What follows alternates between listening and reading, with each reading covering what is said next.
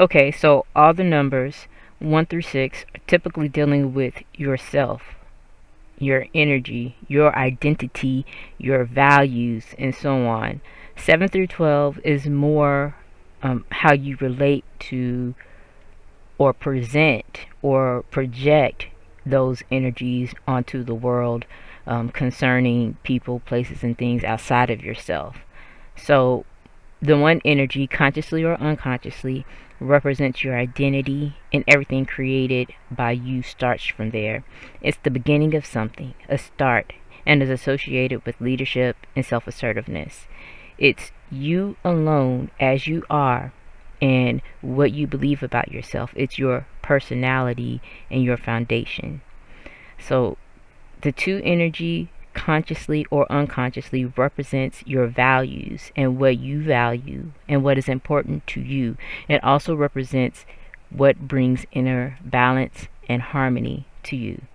Consciously or unconsciously, the three energy represents your mentality, your mental, how you think and how you process thoughts and information.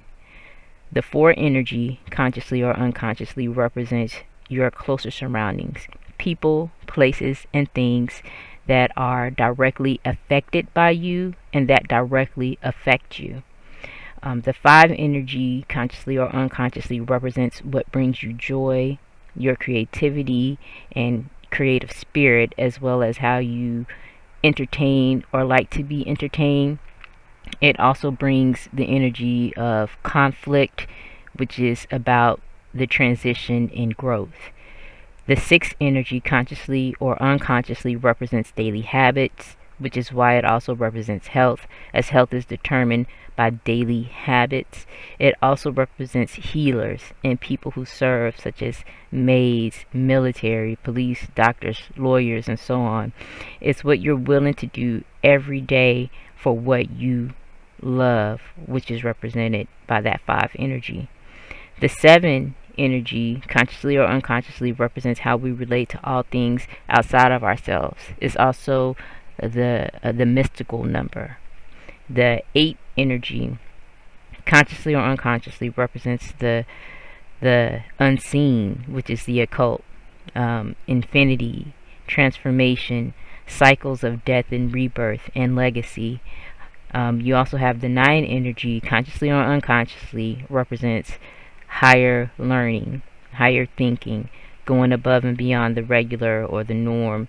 It also is going beyond what might be considered natural limits. Like, for example, if you've always lived in one neighborhood your whole life, deciding to move to another state will be moving beyond what you're used to or to that natural limit that you are used to.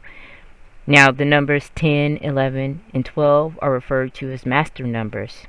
10, consciously or unconsciously, represents your standing in the world or your status, how others see you and what they believe you bring to the world.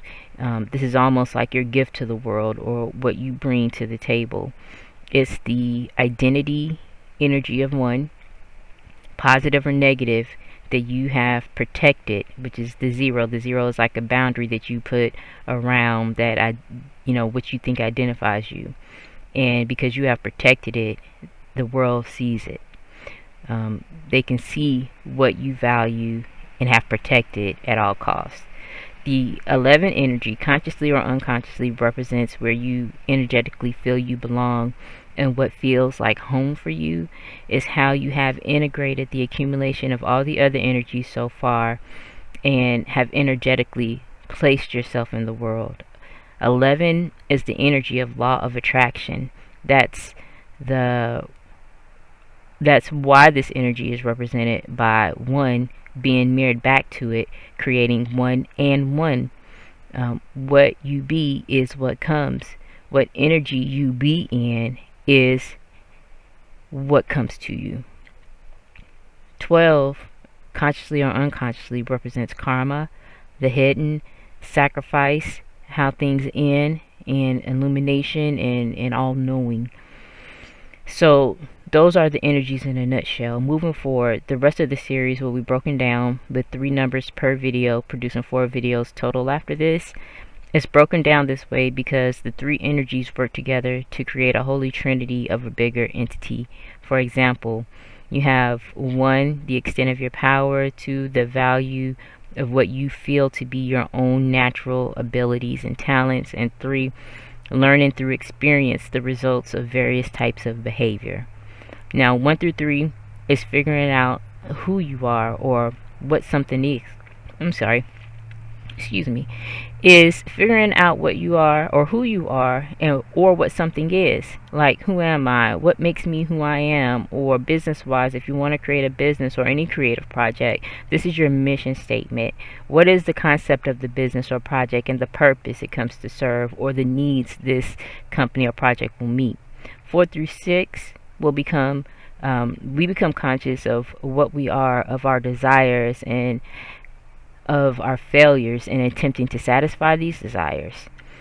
Then we seek to improve our techniques, or to reform our ways, and to gain a new orientation towards other people and the way of working with other people.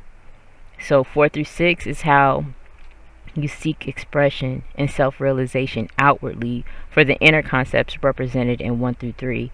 Or for a business or a project, how does the business express outwardly the mission statement created from the 1 through 3 concept? So each section is built on the foundation of the one before it. It and represents a different purpose or modality of expressing. So there are many levels to this. You'll be able to tap into these messages in many ways, like I just explained them for a person or business creative or creative project. There are other ways, so there's no need for correcting, just adding, and feel free to add your insight below in the different ways you experience the 12. Truth transcends all, so it's easy to see the real from the fake. Okay, take your favorite topic, profession, hobby, or movie in order to see these messages in your own way. The 12 formula is actually used in a lot of books and movies. The best ones that become classic has this formula to, we can thank this formula for getting us hooked in. So I'll be including in the description box below in each of the videos information and links from the 12 Disciplines of the Mind by Neville Goddard. And it was information that was first brought to me through, I think his name is Reverend Ike or Reverend Mike. I don't know. I'll look that up and I'll add that as well. And writings about the 12 houses from the works of Dane Rudhyar, as well as parts and links of the book of the Celestine Prophecies. My personal comments will always lead the way, followed by the pieces from the folks I just mentioned.